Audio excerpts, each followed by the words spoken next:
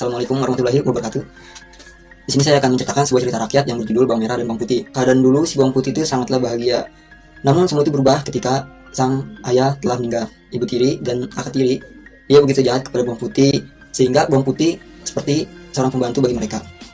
Singkat cerita, dia disuruh oleh kakak tiri dan ibu tirinya untuk mencuci pakaian di sungai. Saat mencuci, selendang milik kakaknya hilang dan dia harus mencarinya. Dia menemukan selendang itu dari seorang nenek. Dia pun mengambilnya, dan saat ingin pulang, dia diberikan dua buah labu. Yang satu berukuran kecil dan yang satu lagi berukuran besar. Ia mengambil yang berukuran kecil. Saatnya sampai di rumah, ia membuka labu dan isinya adalah perhiasan. Sang ibu melihatnya dan menyuruh Bawang Putih untuk menceritakan detailnya. Kemudian ibunya pun menyuruh si Bawang Merah untuk mengikuti cerita yang diberikan oleh si Bawang Putih. Namun setelah mengikuti semua cerita yang diberikan oleh si Bawang Putih, si Bawang Merah mendapatkan labu, membersihkan hewan mematikan dan beracun seperti kalajengking, ular, dan sebagainya. Begitulah cerita singkat dari Bawang Merah dan Bawang Putih. Kurang lebihnya mohon maaf. Wassalamualaikum warahmatullahi wabarakatuh. Assalamualaikum semua, perkenalkan nama saya Ade Ahmad Gifari. Di sini saya akan menceritakan sebuah kisah rakyat yang berasal dari Riau berjudul Hikayat Hang Tuah. Hang Tuah adalah seorang pemuda yang gagah dan berani yang tinggal di Pulau Bintan, di mana di usianya baru 10 tahun, dia sudah mampu menguasai ilmu bela diri silat. Dia belajar tentunya tidak sendiri, dia bersama teman-temannya yang bernama Hang Jebat, Hang Lekir, Hang Kasturi, dan Hang Lekiu. Suatu ketika mereka berlima sedang berlayar, namun di perjalanan mereka dihadang oleh segerombolan perampok. Hang Tuah dengan kehebatannya lalu mampu menumbangkan para perampok tersebut. Beberapa orang yang ditawan mengaku berasal dari Siantan dan Jemaja yang diperintahkan langsung oleh Gajah Mada. Sebenarnya mereka ingin menyerang Palembang, akan tetapi angin kencang justru membawa mereka ke Selat Malaka. Keberanian Hang Tuah bersama sahabatnya ini pun terdengar di telinga sang raja. Lalu sang raja memanggil mereka dan mengangkat mereka menjadi pengawal kerajaan. Hang Tuah juga diminta untuk menaklukkan Palembang yang diduduki oleh orang Siantan dan Jemala.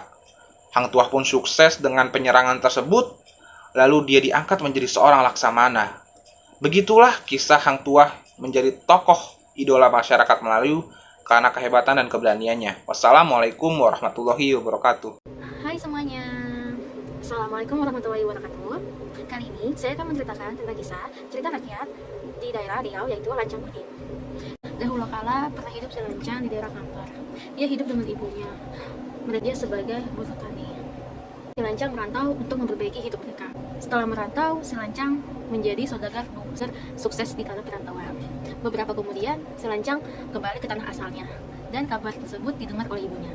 Si ibu mulai antusias untuk menghampiri anaknya beserta ketujuh istrinya. Akan tetapi, si Lancang menolak mengakui ibunya. Si ibu mulai tersakiti hatinya. Sesampai di rumah, si ibu mencari lesung pusaka dan sebuah penyiru. Kemudian, ia mengutus si Lancang.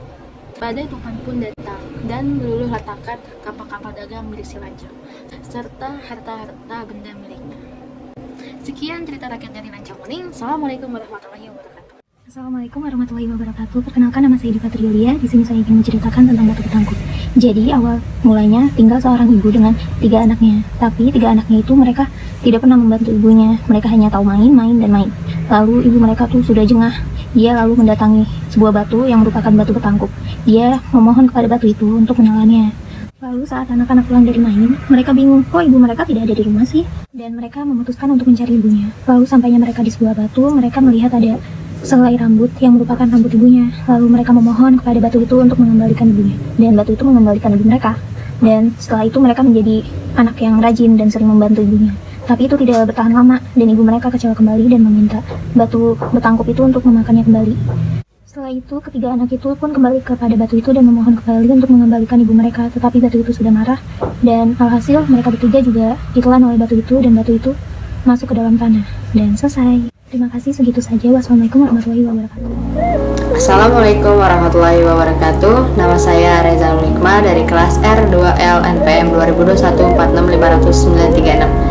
Di sini saya akan menceritakan tentang Pulau Senua yang berasal dari Riau.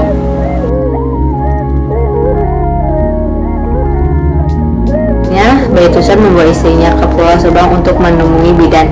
Mereka mereka menggunakan perahu. Mailama meminta suaminya untuk membawa semua peti tersebut ke dalam perahu. Waitusen menuruti kemauan istrinya. Mereka membawa peti perhiasan tersebut, lalu mereka menjalankan perahu itu. Ternyata semakin ke tengah gelombang air laut semakin besar. Air sudah masuk ke dalam perahu. Semakin lama muatan perahu semakin berat. Perahu tenggelam bersama seluruh perhiasan yang mereka bawa. Pulau. Masyarakat sekitar menamai pulau tersebut dengan Pulau Senua. Menurut bahasa masyarakat setempat, Senua adalah berbadan dua atau mengandung emas dan perak yang meliliti tubuh Mailama berubah menjadi burung walet. Pulau ini terletak di ujung Tanjung Senubing, Bunguran Timur. Sampai kini Pulau Bunguran terkenal dengan sarang burung walet.